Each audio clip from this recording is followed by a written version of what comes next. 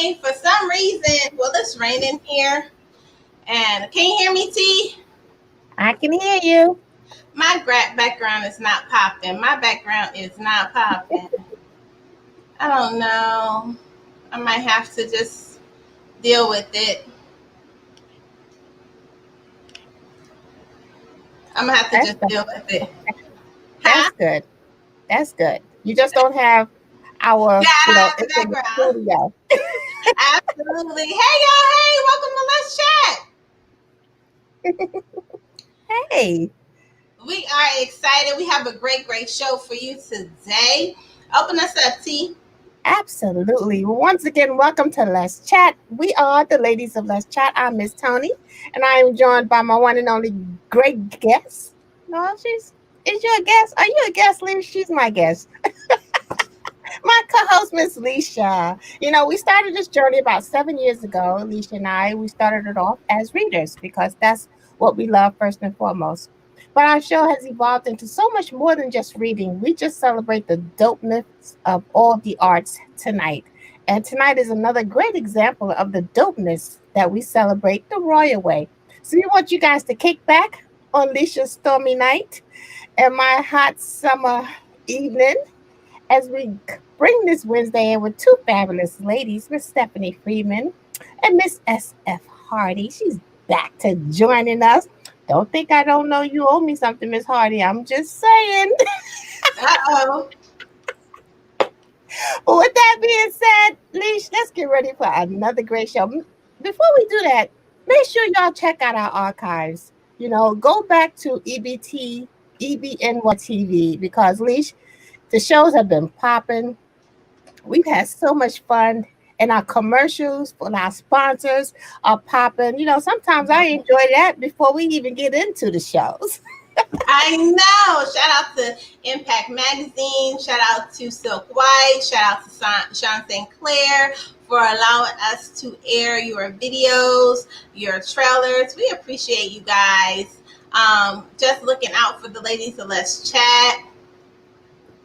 Oh, and SF Hardy, I have hers for her new kids that she's gonna tell us about. Yep, I have hers too. Awesome. I can't wait. She is so creative. I have to give it to the sisters. They are doing this thing, being COVID quarantine. So much talent is evolving as of this week. So I am so proud of everyone that has taken their talent to the next level. I call her eccentric because she is. She is very eccentric. She is creative all the way around. Y'all don't know. She dope. When I say she dope in real life, she dope in real life. She is. We love Miss Stephanie. We love her. And we got a great show, you guys. We're going to talk that talk. We're going to bring our ladies in. I don't see Stephanie Freeman just yet. Okay. Let me see her pretty picture up there, but she must be stepped away from her chair. Speaking of stepping away, Leash, I had a little accident here in my part of the studio right before showtime. You spilled your pop? No, I spilled all my nice ice cold water. Oh, Lord. As hot as it is, we don't need to be spilling cold water, girl. No, ma'am. It has been a day, y'all. It has truly been a day. But we're going to bring in our first fabulous guest. Oh, hey!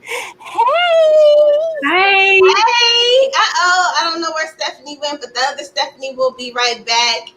Okay. Hey! Okay. So, you were actually our first guest on our very first Let's Chat Live. Yes. So, you got to let us know what you've been cooking in your creative kitchen. First, I have to tell Miss Tony, I have not forgotten. I have been busy with the production and getting ready for the release. And so everything else has kind of been put on hold. But next week, things will be back to normal. So I will be sending your little tokens of appreciation to you. Oh, well, thank you. Don't worry. You too, Nisha. You too. Oh, I get some stuff. I don't want you to feel left out. What I'm getting. I'm getting like lotion. Listen, you saw her perk up. I ain't seen that. I'll get some stuff. It's a surprise. Yeah, I know she makes body butter and she makes candles. And it smells so good. And the mask, you still doing the mask stuff? Yes, I just took mine off. But yeah, it's not as busy as it was when we couldn't get a hold to things, but I'm still making them. Okay. Yes, I am. Alicia, you asked what have I been cooking in my creative kitchen. Yes, I've been getting ready for the release of Dancing Monkeys in My Soup. That has been keeping me pretty busy. And also I have been working with a new illustrator for the next book, which is probably going to come out in December. Mm-hmm. I'm hoping. And I have all the sketches. I'm just waiting on him to complete the coloring or painting of the sketches. Mm-hmm. And so that's pretty much it. That's been keeping me occupied. Mm-hmm. Yeah, she over there. She a busy bee. Now, for all those that don't know, she is a librarian during the day. So she has worked with the Detroit Public Library. What, 20 years? No, I wish. This August would have been my third year with DPL. Right. Yeah, due to COVID, we're working from home. We're on furlough, but some of us are working 4 hours a week. And a lot of that consists of webinars for me, story times. So I have been learning some editing softwares so that I can try to produce the best videos to give to them and to our patrons.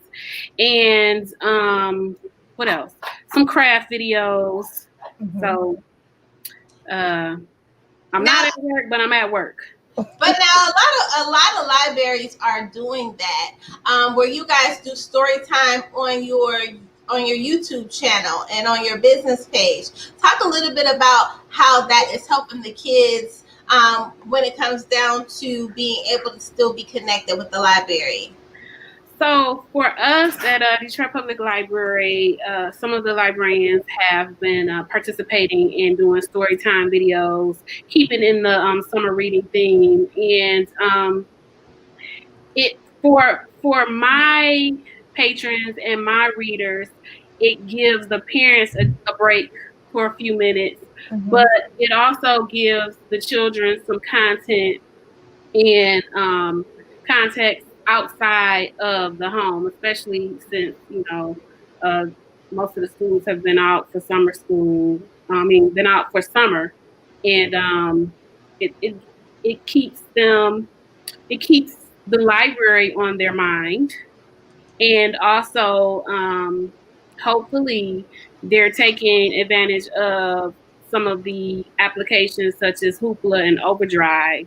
And it is my thoughts that parents, once they see the videos and they'll go to those internet services and check out other books to read to their youth. I love it. I love it. Good morning, South Africa.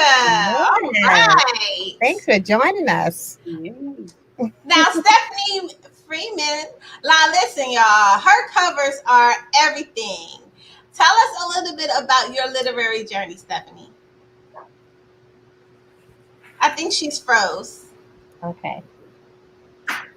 Well, I've been writing. Well, good evening, everyone. Oh, there she is. Hello. Hi. Everyone hear me? Yes. Oh, dear. We can hear you.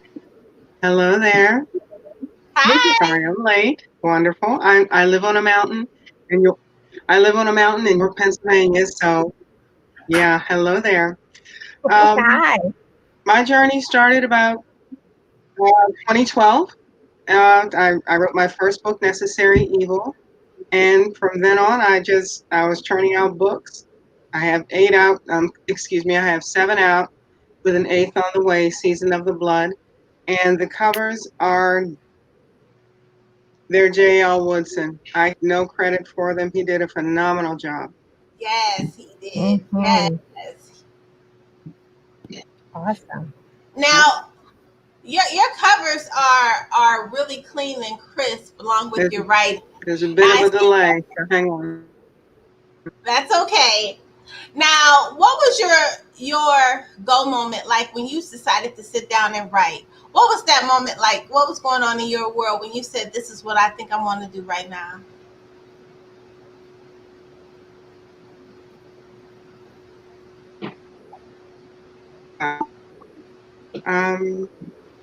Well, I've been writing for years, and my mother was, I guess, my first editor, because I wrote a lot of really bad episodes of television I would see. And she said, "That's nice, Stephanie, but I need you to write your stories your way, with your words."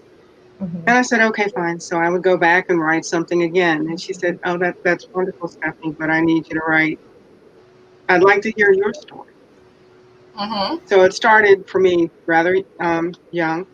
And, once I finished college, I said, you know what?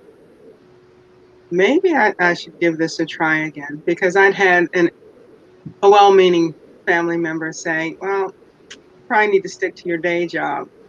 Oh. So I stopped for quite a while.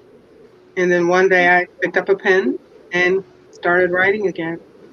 And I've been writing ever since. So for those of you out there that have had family members tell you that you can't do something, do it anyway, because you never know where you'll end up. So. Wow. Just a little bit of Absolutely. humble advice for you. Mm. And you know, a lot of times people only see you as going as far as they see themselves going. So if they don't see that they can accomplish it, they don't believe that you can either. You know, and it's unfortunate, but you know, a lot of times from family, you get I call backhanded support. They support you, but they really don't. They kind of are waiting for you to fail or waiting for something to happen. You know, in behind the scenes, they may not say it, but it's there. And so that's really backhanded support, and that's not support at all. Mm-hmm. Exactly. And Stephanie, what was that go moment like for you when you decided to Agree. start writing I children's agree. books? Um, I was in the car driving somewhere, probably to work. At that time, I was commuting from Detroit to Jackson, so it was like an hour and 20-minute ride. And the idea just popped up in my head. So that probably was like 2011, 2012, and that was for the Empress's New Hair, and it was loosely based off of some of the internal and external battles that I've had with my hair, and I just once I got home or got stationary, I was able to sit down and write the story, and I think I probably wrote it everything in one night, and then just went back and edited, and then I read it to one of my friends, and she was very encouraging for me to publish it. And so uh, from there, I've written more stories, some that may or may not ever be published, but I enjoy writing the children's stories because I get the instant gratification. I Mm-hmm. have an idea, I write it, and it's done. That part of the process, and so um, it's fun. It's exciting for me. It's not grueling, and um, I hope that through the writings that I help to do my part in creating a joyful reading within the youth, as well as hopefully give some positive messages and show bring a representation to the youth in their literacy. So. Absolutely. Now you have a thing, because you have a thing of, and you always talk about this. What you feel is missing from children's books, or missing missing based on literature for literacy. Share that with everyone, because it's really, really, really very important what you're feeling is missing. Well, it's not just my feeling; it's a fact, and there's studies that come out each year. I can't think of the name of the study right off the top of my head right now. It escapes me, but it shows that there is a lack of representation as it relates to African American or minority characters in children's literature, and also boys. So, being a mother of a young man now, when he was younger, I would have to create stories so that, you know, he could see himself or boys that look like him in the stories. Mm-hmm. And they not be, negative, they be positive, or, they would include issues that he might have been experiencing in his day to day life. So for me, my mission is to create more children's books that include boys Mm-hmm. as the main character in a positive light. Absolutely. And you're concerned about the vocabulary that's used in the books now. Talk a little bit about that as well. Well, for the Empress's New Hair, I use some really big words, a lot of cosmetology words, and I wanted to make sure that the readers knew what the words were, so I put them on the page and not in the back of the book. Mm-hmm. And I know I got some criticism for doing that, but as a librarian and a mother, and just, you know, talking to other mothers and people in general, we know that sometimes people don't go to the back of the book. So, and for me as a reader, one reason why I appreciate the ebooks is if I don't know a word, I can click on it and the dictionary pops up. Mm-hmm. That is like the best feature for me. And so for that book, I wanted to include that. Now, the vocabulary in the minority community is very low compared to other communities. Mm-hmm. And so one of the things that drives me in my writing is to include words that our youth need to hear and need to know. But in part in doing that, it's a part of my mission to cultivate that joy for reading, so that early on, so that by the time the kids are in school or third grade, that benchmark, they don't hate reading. Mm-hmm. When it's a chore, you don't want to do it. When you haven't encountered materials that spark your interest or that you're interested in, you start to believe that you don't like to read, but it's not true. It's that you haven't found anything that you like to read. And in most cases, we as parents and educators, we have certain things that we want our children to read, and a lot of times we don't think about, you know, what may spark their interest, what they may enjoy. And Mm-hmm. so um, part of building that vocabulary is to read to the youth. I say when they're in the belly, and you know, have a library. I had a library for my son when he came home from the hospital. It was important, but that was something that was done for me as a youth. When I was little, you could buy. My parents would buy books from the grocery store, and every time we went to the grocery store, I got a golden book. So I had a library. So that was the norm for me, and that's what I want to create. That, you know, that joy and that normalcy as it relates to reading in our youth, because then we create lifelong readers. Mm-hmm. That's so true. That's so true. And I want to ask Miss Freeman, you know, you had spoke earlier about someone telling you to stick to your day job. I want you to let us know how you felt when you eventually got your first published book in your hand.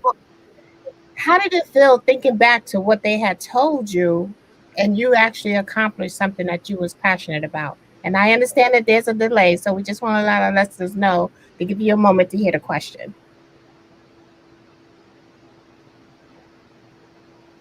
Okay. There is absolutely nothing in the world like holding your first book, baby. Mm-hmm. It's like lightning in your hand. Just, it's an amazing feeling. And it was that maybe they got it wrong. Mm-hmm. And that spoke volumes to me, and it encouraged me to continue to write. So, again, for anyone that has had the backhanded compliment or had someone say, "Oh, who do you think you are? Toni Morrison? Who do you think you are? Alice Walker?" Or whoever, the insert an author. Mm-hmm. Or, "Oh, well, they're the writer in the family." Or they say it, but it's the tone that cuts. Mm-hmm. And, you know, to finally, it was devastating for me because this was a person that was an elder. And of course, you think that, okay, this person has wisdom and they understand. And of course, you know, all of the Right. things that you think, you say, well, yeah, maybe it's not such a good idea. Mm-hmm. And I was there for a long time where I didn't pick up my pen because I simply thought, well, maybe they're right. But my Mm-hmm. characters, bless them, they're talking to me. Mm-hmm. And Mm-hmm. You know, next thing you know, I'm writing a short story. It was like, well, what happens next?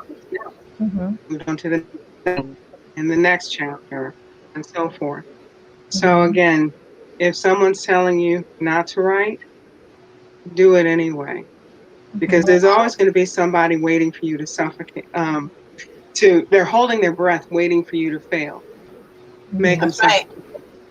Do it anyway. Mm-hmm. We all Now, have an audience. absolutely. Yeah. Now you write Christian thrillers.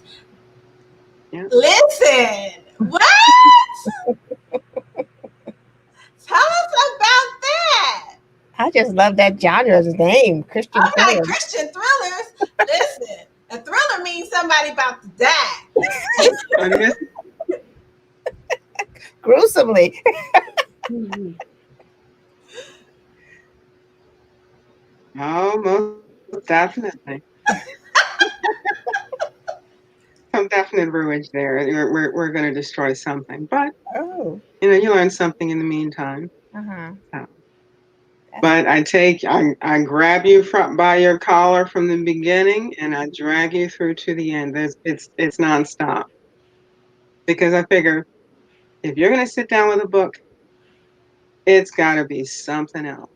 It's got to take you out of your reality and place you in another, and take you along for a wonderful ride. So mm-hmm. that's what I try to do. I have to agree, You Miss do. Freeman, because just that opening chapter one, it just grabs you. And when a book can grab you in the first couple of lines of a first chapter, man, I'm going to be invested in that in every free moment I have. And sometimes if I'm at work and I need a break, I run to ladies' room with That extra, with that a bathroom with break. a pad and my tea cups in. I need a break. Just give me 5. Those are the kind of books that make you miss your stop on the I've subway done here that. in New York City. Those Yep. are the books that grab you and hold on to you. And I want to piggyback off what That's when you you know you've said. got a good one. Absolutely, because your cover is part of the eye candy. As Mm-hmm. everybody loves eye candy. Men like eye candy, women like eye candy. Your cover is part of the eye candy. The way Right. you're right along to the colors you use on the front of that cover, right down to how your name sits on the cover. Those are all eye candy for the reader, and your Right. personality that draws the reader in. And once Mm-hmm. you draw the reader in with your synopsis, with the cover, with just the look and the presentation of your book, now the reader Mm-hmm. is like they're intrigued, but now they're like, okay, let me go inside. Then they get in that content. And it's like, wait a minute, this is fiction, and they killing them. People get excited because it's like you're grabbing them, you're holding them, you're keeping them, and that's really the best part of being a reader. When you open up a book and you see one thing, and the expectation is one thing, and then you like, wait a minute, Mm-hmm. I done tripped on something today. Stephanie, by you writing Christian Okay. thriller, do you get any backlash from that?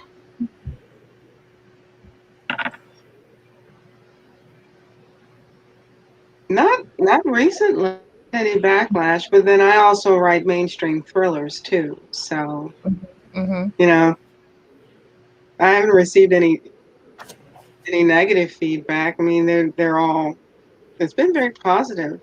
If anything, there's like, so when's the next one coming out? And I say, oh, give an old lady some time.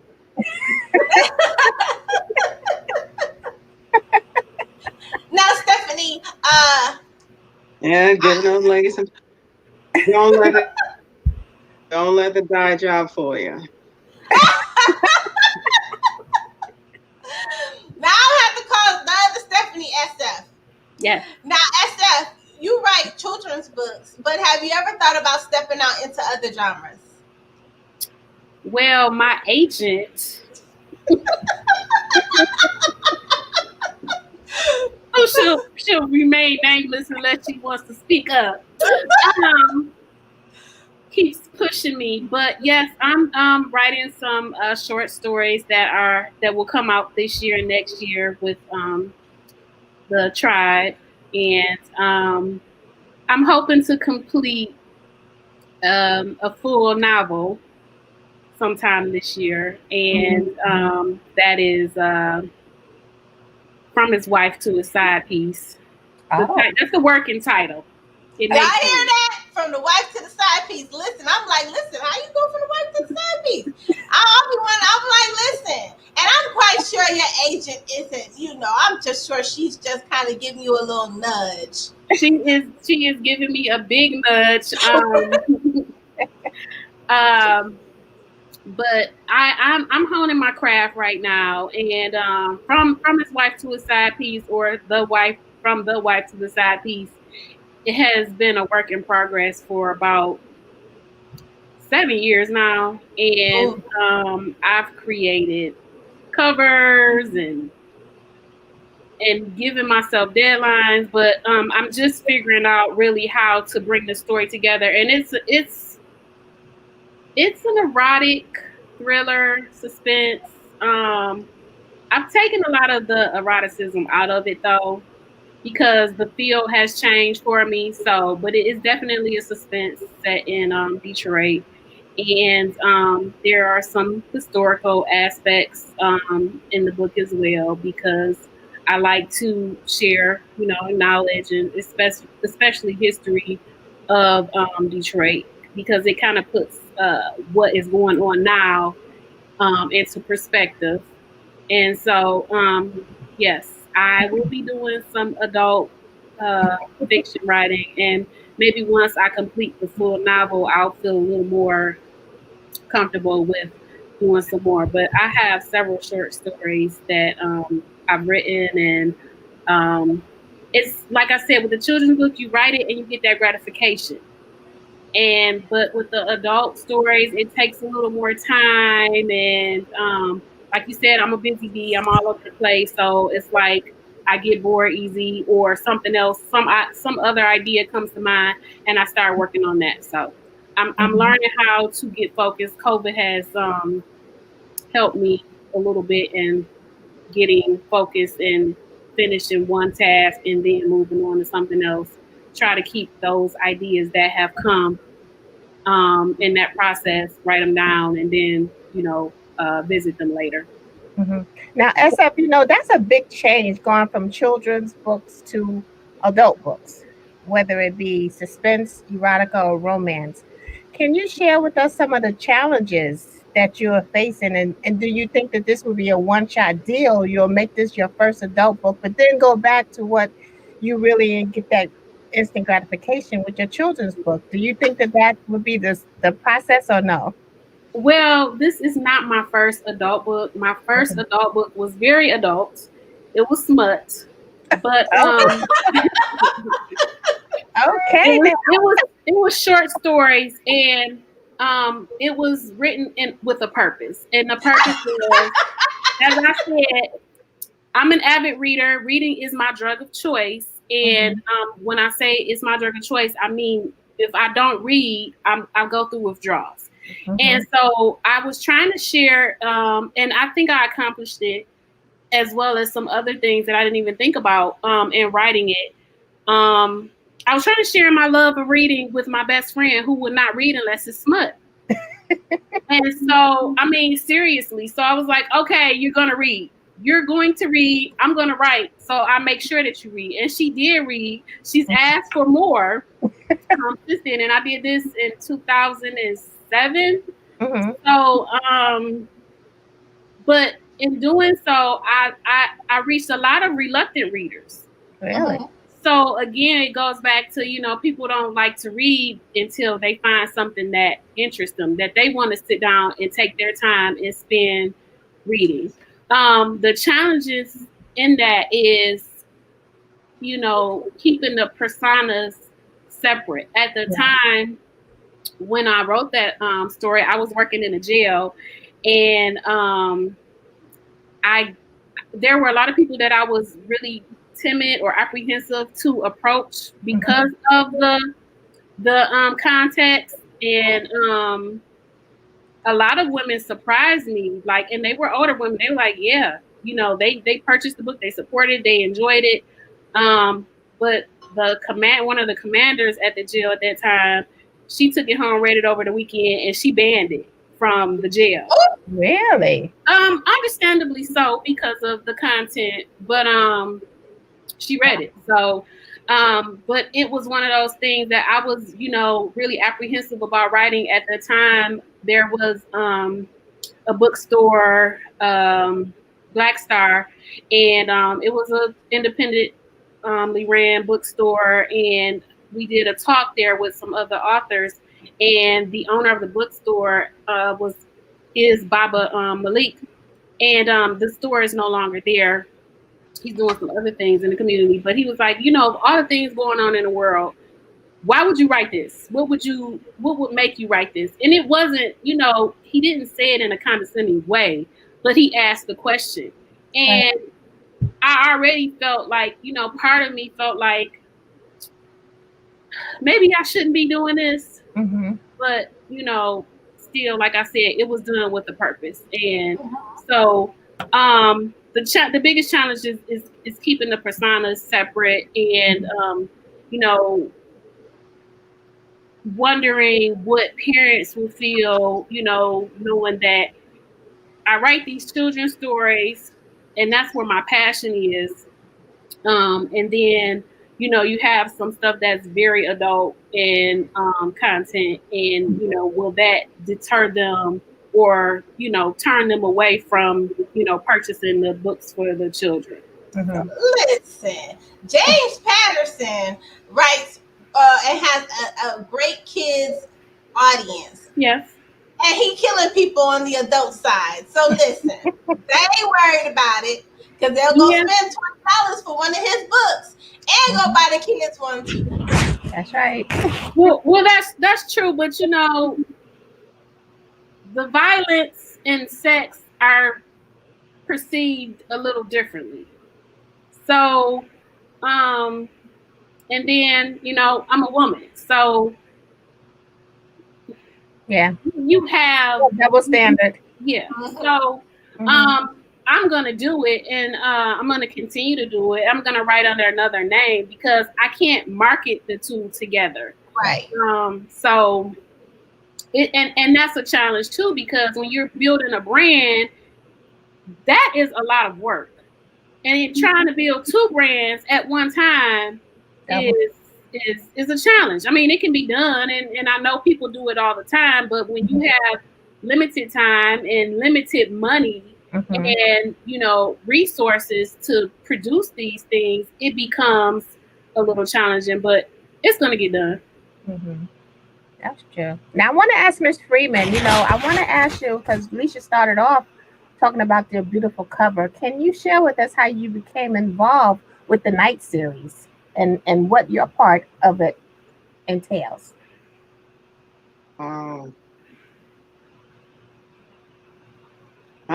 well, that's an interesting story. I took a workshop on the strength of a name. I'm a person that absolutely adores names because names have power. And I happened to be online, and I found this workshop led by a certain Elena Kai. And I know that means that the determined one is present. And I said, well, I think I need to be in this workshop. And from there, I ended up all of the workshops that she had available and poring over any and every piece of material I could find. And I ended up part of the tribe. And I am eternally grateful because there are I found so many like-minded people that really loved prose, truly stood how you can fall in love with just the lyrical magic of words. I mean, X amount of letters and you should the page, and you've got this fantastic story that just takes people out of where they are. I became part of the Night series. Again, Melina Kai, bless her. She asked me to help with that, and next thing you know, there's my name on the cover of a book. And I was like, well, perhaps yeah, this is okay. That's a But beautiful I've thing. met some wonderful souls. I've learned so much. Every exchange I have with the tribes it's just groundbreaking. Again, I found a group of people that understand that it's a dangerous magic we practice. And the prospect that we can write on leaves of paper and that, and Mm-hmm. it could perhaps change someone's life, or at least let them know, hey, you're not alone in the world. Mm-hmm. What That's better gift? So, but I worked on a couple of projects, but I have to say, on the strength of a name, I took a workshop and mm-hmm. I found home, Mm-hmm. and I am very grateful for that. Mm-hmm. We had her And on I'm our going to stop because I'm going to start crying, and that's not a good That's show. thing. what I was like. Okay. That's what I was like. She's about to cry. That's so Uh, sweet. we had her on the show a couple of weeks ago, and she is an Yeah. absolutely beautiful soul. You know, she has helped so many people. And speaking of like-minded and wonderful souls, can you share with us the upcoming event in October that you're a part of as well? Oh, the cavalcade of authors. Oh my gracious. Look, I'm a fangirl, and when I found out about the cavalcade, could have, I had the t-shirt, the hat, the big lighter, and I'm like, oh my God. So I'm looking forward to it because there are so many towns that are going to be there. And yes, I'll be hosting, and I'll be serving as a host in a way. But the idea that there will be other people that are like-minded, have been out in the field for a long time doing this, practicing this marvelous, dangerous magic is just, oh my God, I'm a fangirl. I'm sorry I don't have a big lighter because I would light the thing and run around the room screaming or squealing or something. So That's awesome. yeah, Well, I Absolutely. feel yeah. that way about you, Can you Stephanie. You're tell writing. I'm a little, I'm kind of, I'm sorry? I said I She feel that way about your writing. I didn't, Oh, It thank is you. it's jaw dropping, captivating. Yes, it is. So Oh, how does that feel, Miss Freeman, thank coming from you. a Thank fellow you very author? much. How You're does going to that make me feel? cry. Oh, Oh, I'm look sorry, I at didn't it. hear the question.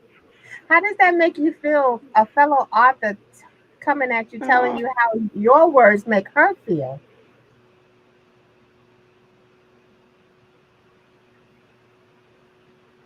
it's humbling. It's humbling. Hmm.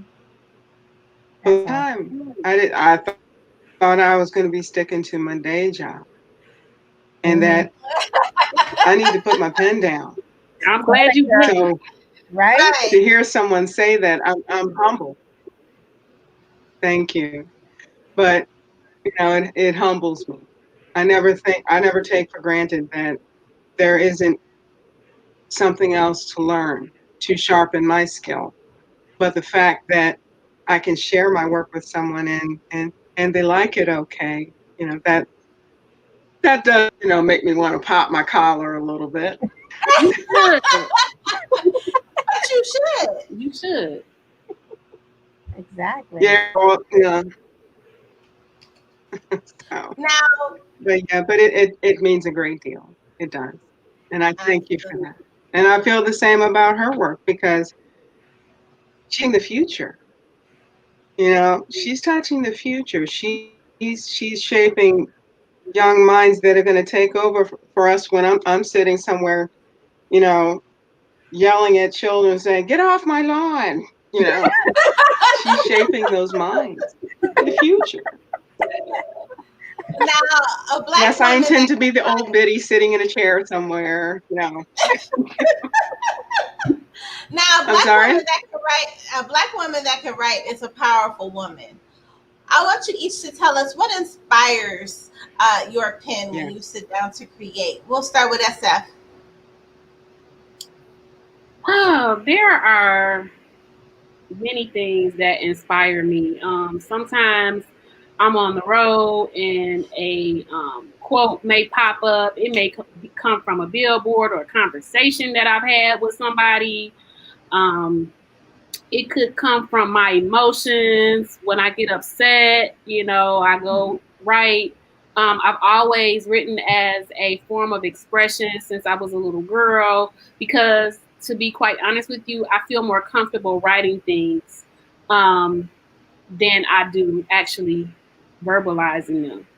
So I'm not a good orator. I don't feel like I'm a good orator, but I will sit down and write and get things out. And it is another part of an escape for me. So my inspiration comes from everywhere. Dancing Monkeys in My Soup. The title came to me first. I was at work and it came to me in the workroom and I had to laugh because and say the title out loud, like Dancing Monkeys in My Soup. Like, where did that come from?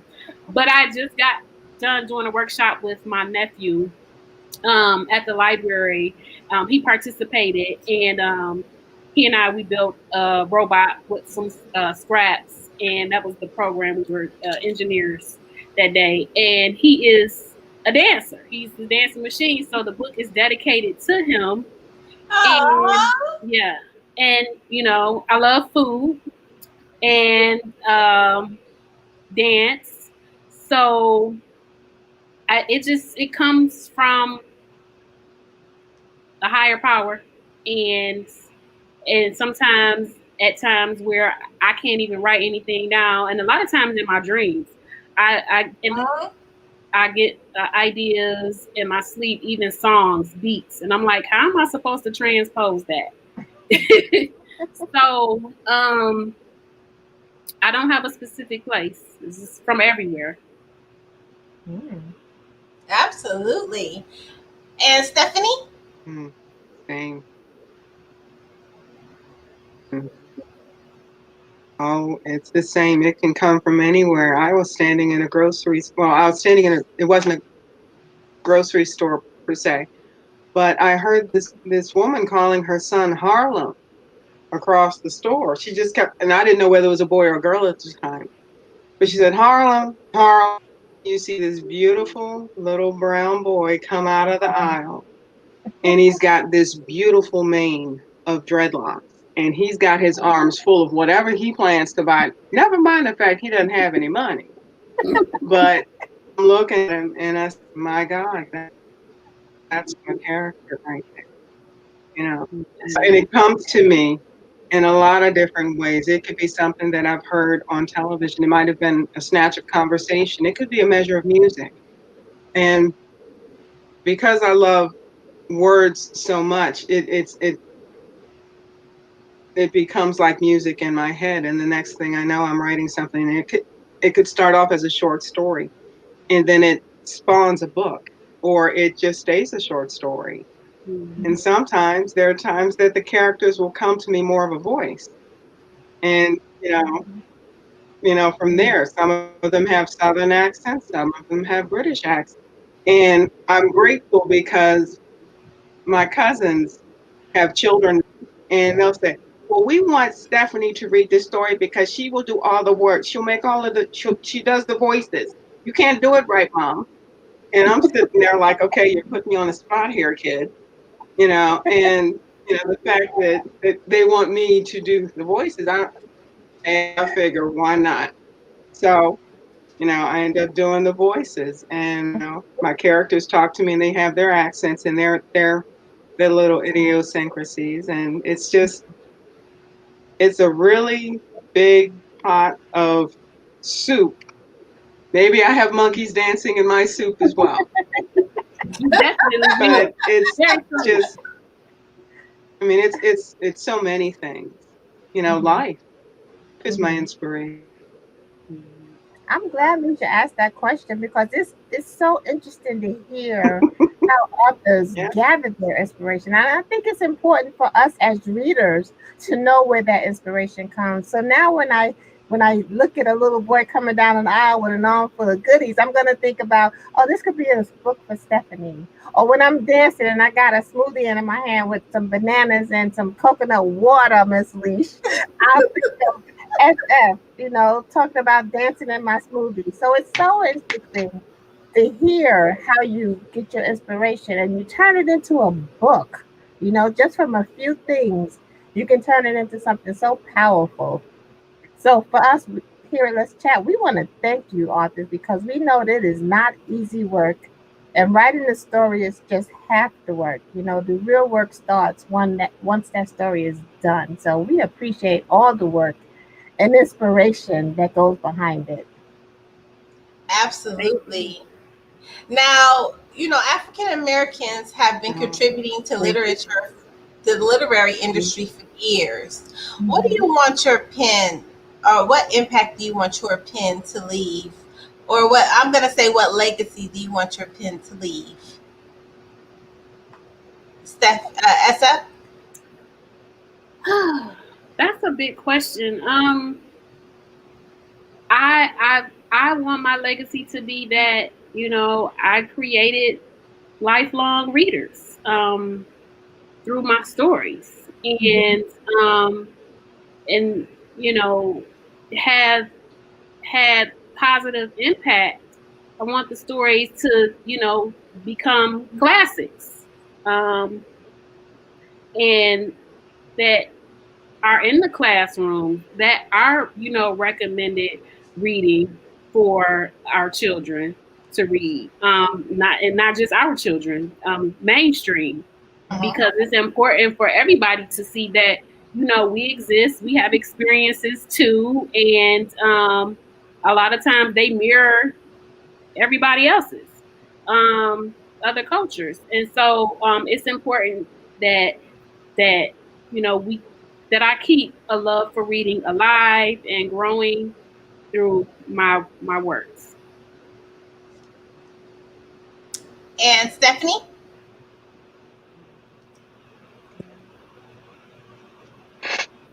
Well, I've always been a great admirer of griots. History. They really told the story of a civilization. Sometimes a civilization gone, sometimes a civilization that's present, and what's to come. So storytelling on so many levels is extremely important. And it is my humble hope that by reading my stories, that somebody realizes, hey, if she can do it, maybe I can. Or with the characters that I create, I try to create them in such a way that the women aren't waiting, cowering in the corner saying, oh, come save me, come save me. I want them to be, you know what? I'm not going to put up with this. I'm leaving.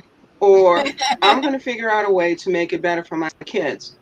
I want them to be able to stand up on their own and say, you know what? I can do this. I may do it afraid, but I'm going to try anyway.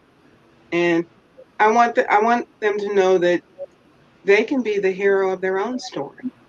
Now, there's a concept, Absolutely. especially when you deal with society that pretty much says, no, no, no, you're not going to be able to do it unless you compromise yourself. Right. And so I guess I want my legacy to be, you're not alone, that you are capable of doing fantastic things. Mm-hmm. So that's what my legacy, that and a really good story in the middle. Mm-hmm. Absolutely. Mm-hmm. Now, you guys both write stories, but if you had a chance to write Mm-hmm. with any author, dead or alive, who would it be and why? We'll start with Stephanie.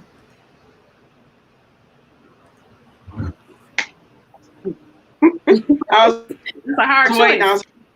Um, Morrison. Mm. Um, Maya Angelou, and now that I've done it, the fact that I've written with Nalina Kai, I'm learning so much. And to be able to share the gift of writing, the mechanics of it with, with Nalina Kai has been phenomenal. With the tribe has been phenomenal. But if I had to choose an individual, Toni Morrison, Alice Walker, why? Because just the idea that I could sit and talk about the mechanics of writing, that just, oh, I could sit over a cup of coffee for hours talking about just put those words together to convey something that's going to grow your reader. How do you take your unspeakable, whatever it might be, or the thing that terrifies you most? How do you funnel that constructively into a piece that can have a ripple effect that helps so many people? The idea of being able to sit and talk about that with Toni Morrison or Maya Angelou. I would be the fangirl with the hat on and the T-shirt and the big screaming, "Oh my God!" So, yeah, they would be the two. And SF? So I would love to have been able to write with J. California Cooper, as well as Beverly Jenkins, and I have a third one, the man. And pardon me because I'm gonna say his name incorrectly. Paulo Chuyo, of the author of The Alchemist. Oh, yeah. Those are some of my favorite authors, and I would say so because when I read their works, if I read it before I go to sleep, or because I read to wind down, and I'll dream about what I've read. I'll become a character in the books, and I love the way J. California Cooper infused different dialects, the Southern dialects, and the Ebonics in her stories, as well as how Beverly Jenkins, the history for Indigenous people in her stories, and how she carries her historical characters to her contemporary work. And so I know you asked for one, but I can't pick one. That's okay. Those are some good ones, ladies. Right, those are some good ones. And it shows that to be great authors, you have to be a reader. You have to have a passion for reading. Definitely. You have to have a passion for the words, and a passion for the process. Because writing is absolutely a process. Now, here on Let's Chat, we do like to do something fun. Stephanie has had fun before, but Miss Stephanie, this is your first time. So, Tony is gonna give you a fun question. I don't know what it is, Miss Stephanie. It's not me. I don't know. I know. Well, ladies, thank you so much. Now, SF, when you was here last time when we did this fun question, we pretty much wrote a children's book. You remember? I remember. I remember. I haven't flushed him out, but he may appear in something that I've been working on. So Drago was the dragon. Yes. And he wasn't just any dragon, y'all. He was a smooth dragon on Livinois. On Livinois, going to get some ice cream. Yes. And the Avenue of Fashion. That was so much fun. I'm going to keep it based on that because I'm going to give you 2 new props, 2 each. And hopefully you guys can play off each other. So, SF, I'm going to start you off. with the wheelbarrow. And the other prop is going to be a nickel. And I'm going to give Miss Stephanie a farm. And your second prop will be the rising sun.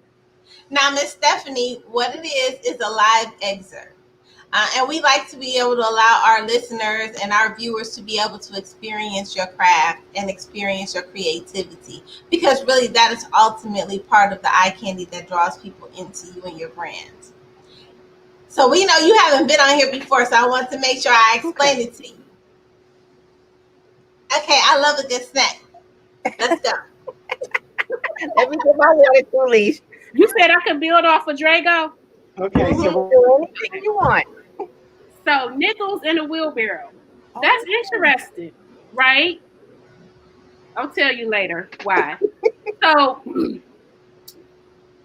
Drago is going to get his ice cream. He gets there. No, he doesn't get there.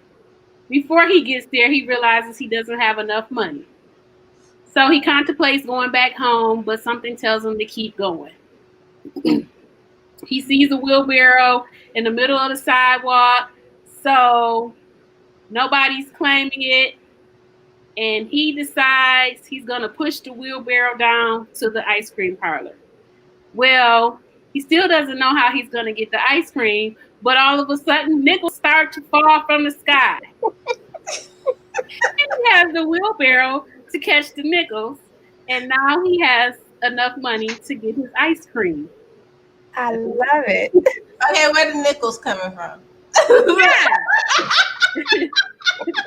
They're coming from the sky. It's raining nickels. Raining nickels.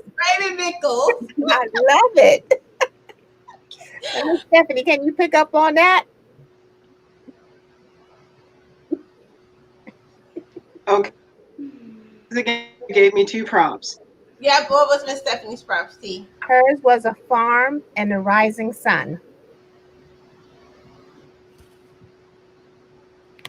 Well, once Drago finished his fill of ice cream and he gathered the rest of the nickels into his wheelbarrow, he skipped down to the real estate office, bought himself a farm, and watched the sun come up. That was short and sweet. He went to the real estate office and There's one down the street. I love it. I figure if you're raining nickels, I mean, come on, you got some buckets there, bro. So, Right. might as well head on down to the real himself a piece of land. Absolutely. Then he can grow some. He can have some cows, make some more ice cream. Futures, you know, futures. Listen, Drago is gonna be so smooth. He gonna be Detroit smooth, because you know in Detroit they don't just wear a suit. They got their gators on. He gonna have his hat tipped to the side. He gonna be going to get his ice cream down Livernois. It's gonna be Livernois 7 Mile. Yeah, the Avenue of Fashion. Yeah, 7 Mile. How to drive. Yeah. Yes. I love it. We so appreciate you guys coming to What kick is it the song? Diamond in the back, digging this thing with a gangster lean. All right, Miss Stephanie. Right, he gonna have his Cadillac. He gonna park the Cadillac over where the Kroger is. So he has to pay for parking. Yeah. I love it. I love it. We Yeah. appreciate you Well, he guys. got next. He gonna be able to pay for parking and anything else.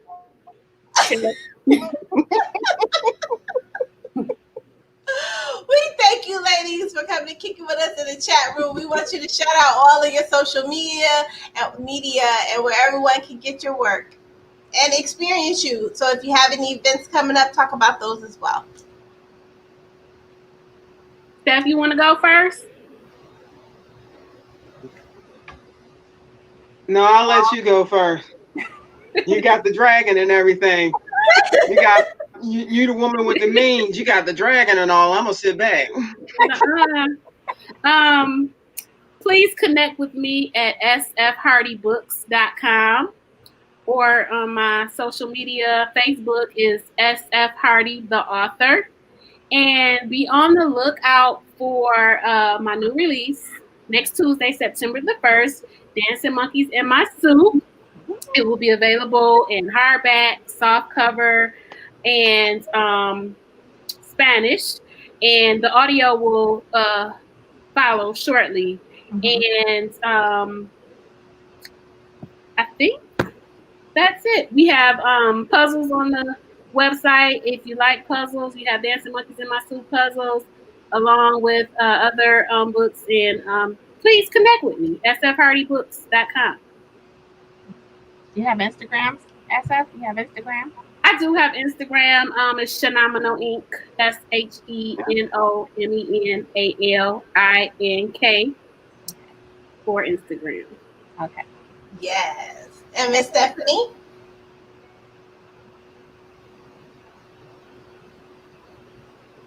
Well, you can find me on Facebook, Stephanie M. Freeman, author. Same thing with Instagram. I also have a website, stephaniemfreemanauthor.com. So come see about me, sit a spell. I'll tell you a story to make your hair stand on end, but you'll have a heck of a time in the process. Now we're gonna have you back. Don't forget, this is your home, Stephanie. She has her own corner in the studio, Miss SF. But please, ladies, come join us again. We had so much fun with you guys this evening, and we thank you and appreciate you guys sharing some of your time with us. Absolutely. Now, Miss Stephanie, don't think. Now, listen. Christian Thriller, you got you a new reader. I'm just saying. Yes, I already downloaded it. You got your new reader, Christian Thriller. I'm like, listen, I want to know what's going on. And somebody about to die.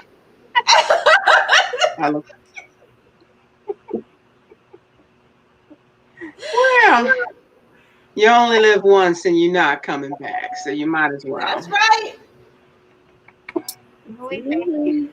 And we are excited to be looking out for SF's book, From the Wife to the Side Chick. We'll be looking for that in 2021. I'm excited. She put you on the excited. I'm sure it's going to happen. Read that. Somebody's going to make sure. Well, when I was sitting there writing it, I'm like, I'm trying to live up to my who I feel are my greats, which you are one of them. So, yeah, I'm taking my time so I can make sure I do it right. Awesome. I love it. You ladies are welcome back anytime. Thank you so very much for coming to share your space, your time, and your energy with us. Thank you for having us. You're welcome. You guys have fun, Stephanie. Thank you so much.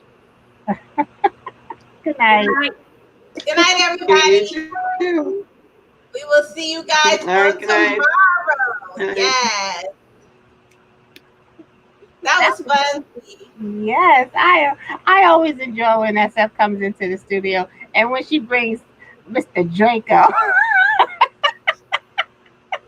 Y'all, we always have a good time with our guests in the chat room. I appreciate y'all. T appreciates y'all. Make sure you guys tune in tomorrow. We will have Kenny York in the building along with some of her cast members from her new movie. Shout out to everybody. We appreciate you guys. If you want to be a guest on the Chat Radio, Let's Chat, just send your request to thechatradioshow@gmail.com. If you would like to be able to have one of your book trailers or your commercials advertised on Ebony TV in our replay, just send your request to thechatradioshow@gmail.com. We appreciate everyone, and we will see you guys